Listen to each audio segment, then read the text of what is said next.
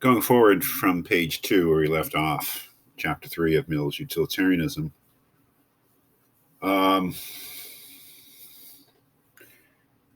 he's thinking about the ultimate sanction, which is really the basis of obligation of the principle of utility. And again, the greatest happiness principle is that things are good which promote happiness. Things are bad to the extent to which they promote the reverse of happiness, unhappiness. By happiness is meant pleasure. By the reverse of happiness or unhappiness is meant pain. And put in the form of a rule, it would go like this, form of an imperative. Always do that which, to the greatest extent, increases human happiness, and to the greatest extent, decreases human unhappiness or suffering. And Mill is asking about the ultimate, the grounds of obligation, you might say. He continues the discussion here, and he says the principle of utility either has, or there is no reason why it might not have, all the sanctions which belong to any other system of morals. Those sanctions are either external or internal. And sanctions, again, really are grounds of obligation. What is it that gives them? Sanction is force.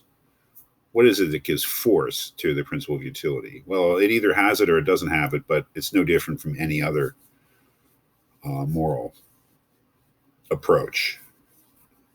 That is, he would say there's Kant is in the same boat, right? In terms of whether or not his categorical imperatives really have sanction, whether they really have force.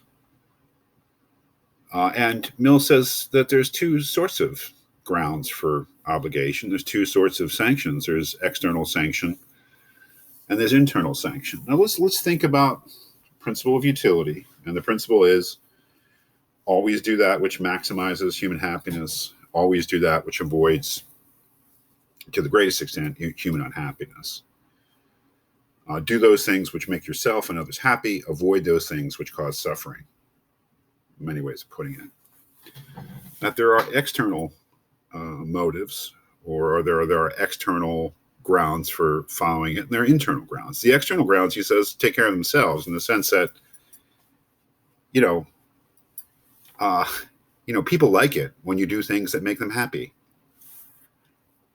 Those are the main external grounds, is that you find as an individual, if you do things to increase the happiness of others, to increase their welfare, to help them out, and you avoid doing things that cause them suffering, people really appreciate it.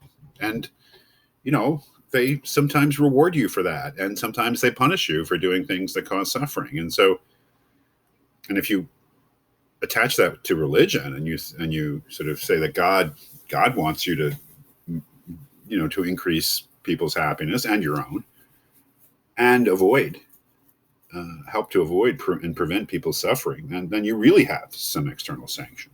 Right? It's kind of not a big problem, I guess, from Mill's point of view.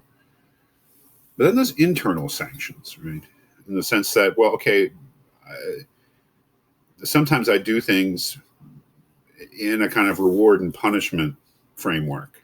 I do things to get rewards and to avoid punishment. And you might say those are the external sanctions. But the internal sanction, well, we're talking about conscience, as he says on page 3 with capital C. I mean, we're talking not about being motivated by reward and punishment. We're talking about being motivated just because of your conscience, just because of your own thoughts about what is right to do and what's wrong to do. So he says here at the top, so far as to external sanctions, the internal sanction of duty, whatever our standard of duty may be, is one and the same, a feeling in our own mind. And that's really what it comes down to, is a feeling. Kant would think that was terrible. A pain more or less intense, attendant on violation of duty, which in proper cultivated moral natures rises in the more serious cases into shrinking from it as an impossibility. Ultimately, what is conscience? Conscience is feeling. And especially when it comes to not doing things that cause other people suffering,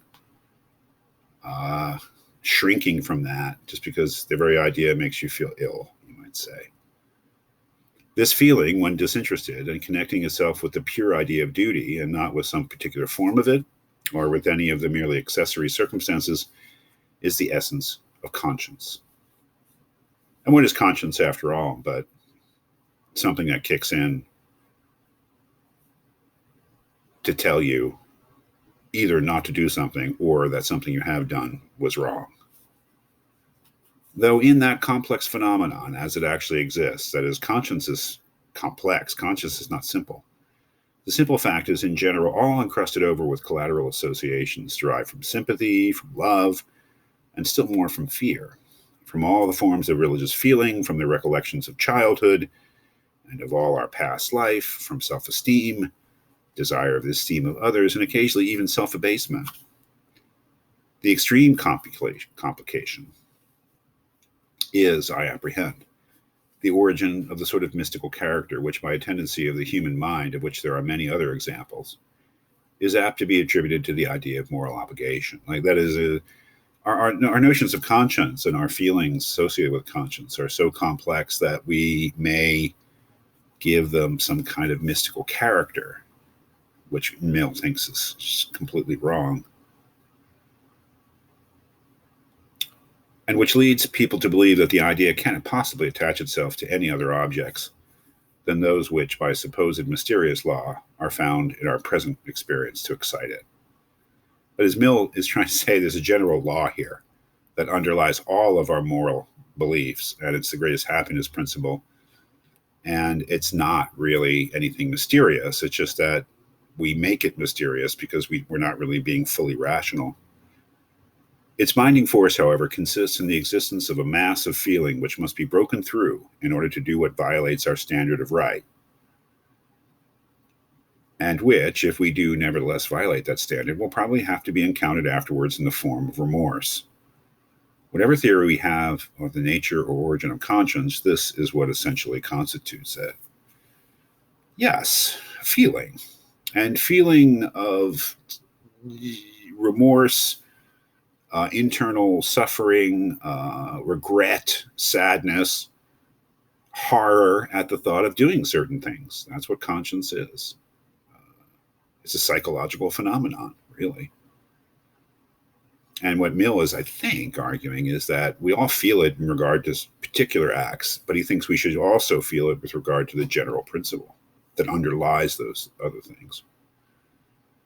The ultimate sanction, he continues, therefore, of all morality, external motives apart, being a subjective feeling in our own minds, I see nothing embarrassing to those whose standard is utility in the question, what is the sanction of that particular standard? Pretty amazing things to say, and really to grasp what he's really implying there. That the ultimate sanction, the ultimate ground of obligation of any moral principle is a subjective feeling in our own minds. And that's true of utilitarianism and every other conceivable, possible system of morality.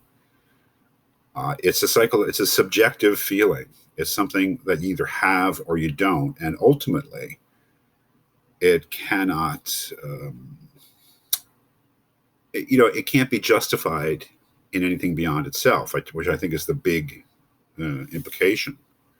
You can't put morality, therefore, on a totally rational ground, because he said this before. It's like, well, I say that pleasure is the good, but why is pleasure good? Why should I want pleasure? Well, that's the kind of question you can't ask. I think pain is bad. Well, why? Why don't you like pain? Well, if you don't understand, that is, you kind of get to the rock bottom there. And ultimately, the sanction for the greatest happiness principle is not some deeper principle, but a subjective feeling.